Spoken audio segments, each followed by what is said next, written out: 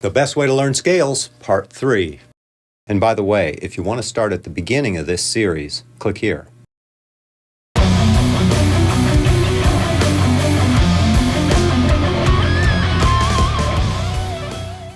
So far in parts 1 and 2, we've really been focusing on positional scale shapes. So that means scale shapes where you move up and down, but you stay in basically one area of the neck, one position of the neck at a time. This, though, tends to lock us into seeing where we are, and the only direction we can move is up or down. Then the question becomes, well, how do you float freely on the neck? And that's what I'm going to talk about here today. Scales can, of course, appear in a number of different shapes, and you can shift between these different positions in what we'd call diagonal shapes. So, for example, if you were in A natural minor, you might start here, and then shift, and then shift again.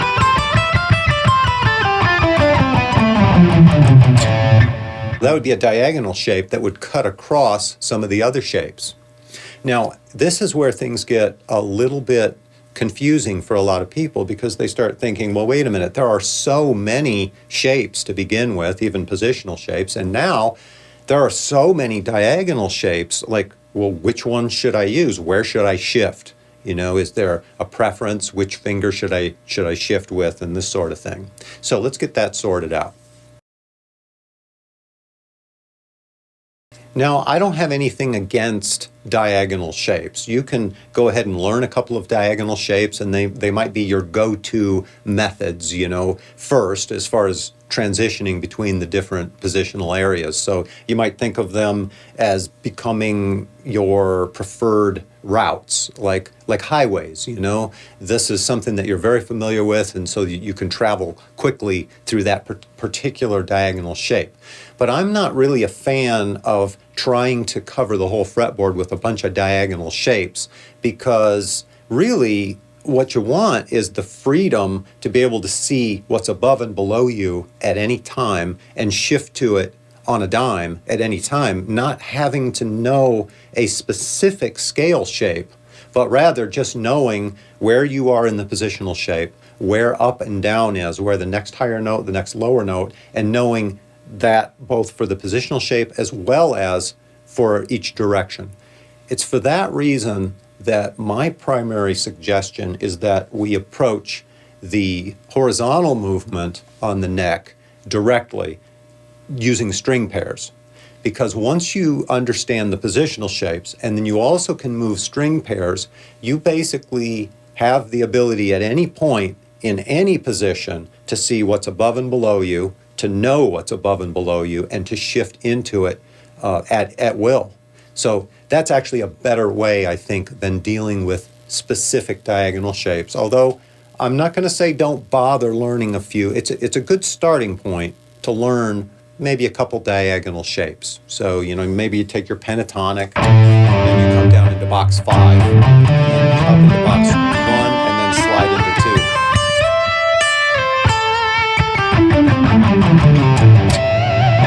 2. Okay, so, you know, that's a pretty common one. You know, go ahead and run through that. You should be familiar with that. But when it comes to the diagonals of diatonics, I think that's pretty much unnecessary. What I would say is necessary, though, is to learn and memorize all of your 7 different 3-note per string shapes. So that's the modes of the major scale. By the way, I should mention that those 3-note per string patterns are somewhat diagonal, and they somewhat cut across the pentatonic boxes. But in any case, they're not true diagonal shapes because there's no real shifting. And now this is getting a little bit more convoluted here, because now we're talking about modes. It's kind of a subject in and of itself. But really, a mode is a scale. It can be used as a standalone scale. The only reason that we call them modes and not scales is because it refers to their relationship between one another. Okay, so, and that's an important thing to pay attention to. But after you do understand how the modes relate to the parent scales, then really each one is its own scale. Each one has its own mood, its own feel, and you want to learn each mode. So what you want to do is learn the fretboard, for example, as C major, referencing a tonal center of C through all the 7 different positional shapes, or the 5 different positional shapes and 7 different 3-note per string shapes. Great, do all that, but then you kind of have to do the same thing all over again for D. D Dorian, sure, it's the same patterns, but with a D tonal center, it sounds completely different and it looks different. The patterns orient differently around D tonal centers. So as you do that, you're going to say, wait a minute, there's 5 shapes relating to D, Dorian, and then there's 7 different D areas of the neck, 7 different 3-note per string D Dorian shapes, which you can orient to D. 7 for, E and F and G, all the way through. It seems like a nightmare, but actually there is kind of a method to the madness. And if you join me over on Patreon, once again, another plug, I will help guide you through all of the complexities of that. And once you get through all the complexities, the nice thing is it all sort of wraps itself back around and ties up, and then you sort of get the whole fretboard. It's not as bad as you think, because when you get to a certain critical mass, it all starts to kind of fuse together, as long as you're doing it with the right approach. Anyway, here I'm going to assume that you already know your 5 different pentatonic boxes, and that you also already know all of your 3-note per string diatonic shapes. And then the question becomes, well, how do you fuse that together to see the whole fretboard and to float freely wherever you want? Step 1, string pairs. A minor.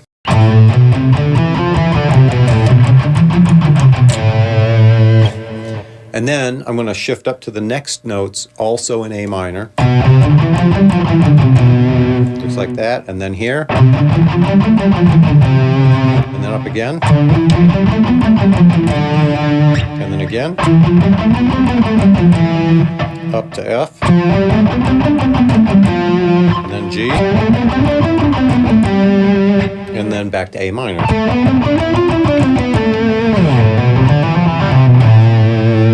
Now, of course, below, it's going to be the same thing. So this one up here, the next one was the one on G, would be down here. And then F. And then E.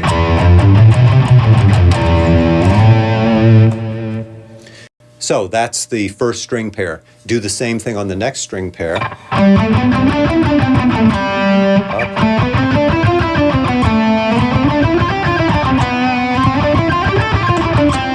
Move up and down the neck there, and then do the same thing on this first string pair.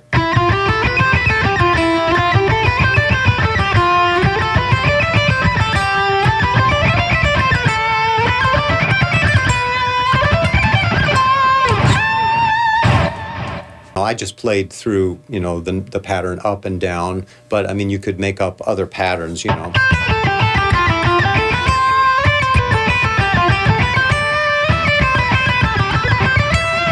whatever contours you want to do, or maybe it's just this. You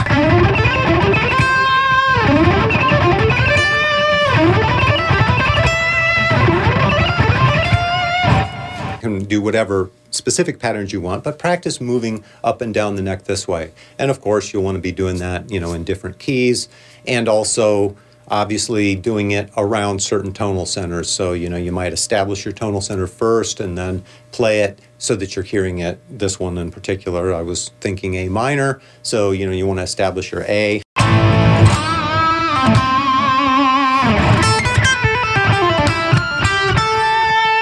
And then the next one.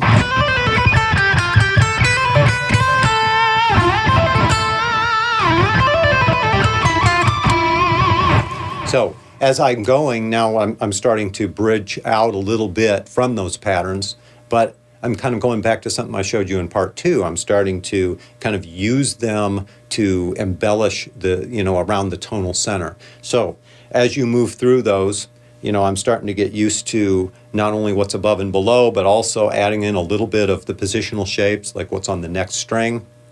And as you do that, you're going to find that you can start to shift at any point to, you know, wherever you want to go. So if I'm playing, let's say here,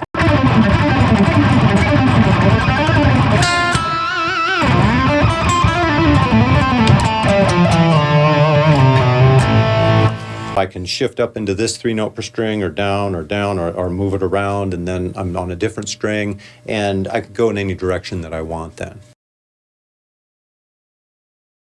And of course, you'll want to do the same thing with the pentatonic shapes. I covered that in the Better Way to Pentatonic video.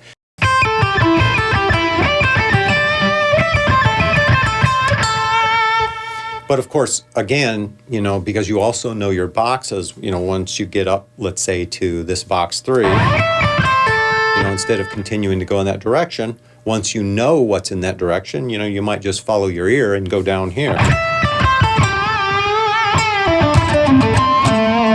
And, you know, end it there, or end it in a different pattern. But the point is, you become free to move.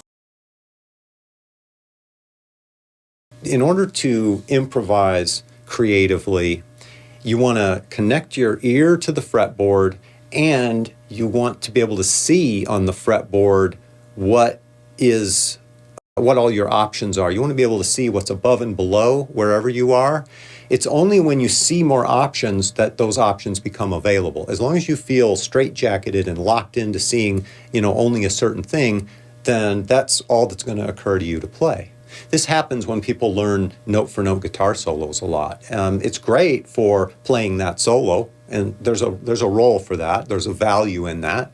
But that value doesn't really spark a lot of creativity in you, because the only thing that occurs to you is the next note to play. It's a fixed thing. You just go down that rut, and that's what you play. And again, it's a question of what your goal is. If that's your goal, that's great. But if your goal is to improvise creatively, what you need to do is not just see what the next note is, but to have a broad selection of options from which to choose. So for that, what you're going to want is you're going to want to see the options that you could play, but didn't. In other words, if I see 10 options and I choose one of them, I also saw the 9 options that I didn't choose. So the more options that you see that you don't play, the more creative ability you have. That's why I say creativity is seeing what you're not playing. What's next? In part 4, I'm going to talk about what it takes to understand how to play melodically, or how to pull melodic elements into your licks and runs to have a greater depth and breadth as a player. Be sure to subscribe and click the notification bell. I'll see you in the next video.